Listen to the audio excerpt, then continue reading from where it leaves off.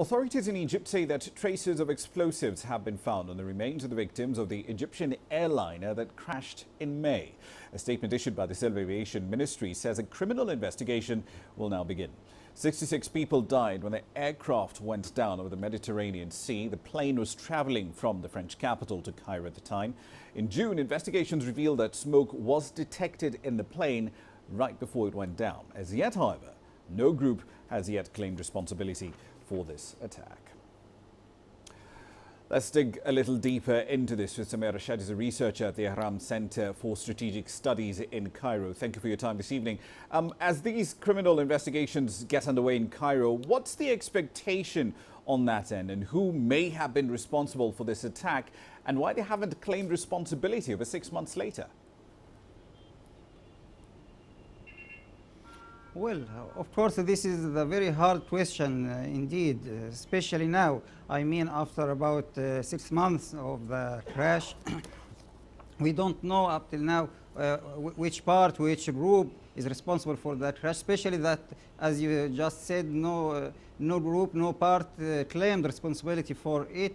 We should remember that the Russian plane that was brought down about 7 months before that EgyptAir plane, the ISIL, the Islamic State group, claimed responsibility for it. It was brought down upon Sinai, but this one, no one up till now claimed responsibility for it. I think we should remember that that plane had 3 flights before it came from Paris to Cairo. The 2 days before the crash, it took off from Egypt to Tunisia and then to Eritrea, which opens much possibilities for the part which is responsible for the crash, and also the target of it. We are not sure up till now that it was especially Egypt that was the target. It may be Tunisia, maybe Eritrea, but in all of that cases, it's an EgyptAir plane. This is very important. So it was the plane that was targeted by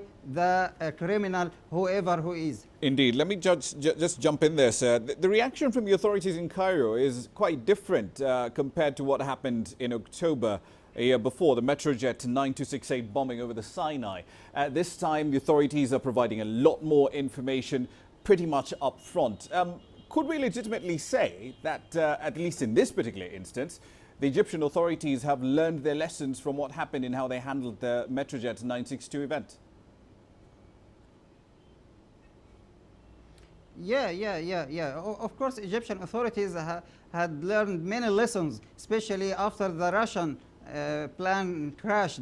We remember that now there are new security procedures, especially in the most of the Egyptian airports. There are many observators from many countries, Russia, United States, and so on. There are some more restricted procedures through traveling for the passengers in all over the Egyptian airports. But let's remember one important point, that terrorism is not easy to stop, and the most important point here, that the terrorism is not only a national security or a national issue, it's an regional and international issue. So I think that either the Russian plane crash or that one, the EgyptAir, I think they lead us to ask about an international cooperation, especially from within the advanced countries, the European countries, and also the African and the Arab countries. I think we need more cooperation in this issue. But up till now, Egypt procedures are updated and are more. I think it's more developed through that months. Indeed. We'll leave it there for the time being. Thank you very much for your time this evening. We've been speaking to May Rashid. He's a researcher at the Ahram Center for Strategic Studies in Cairo.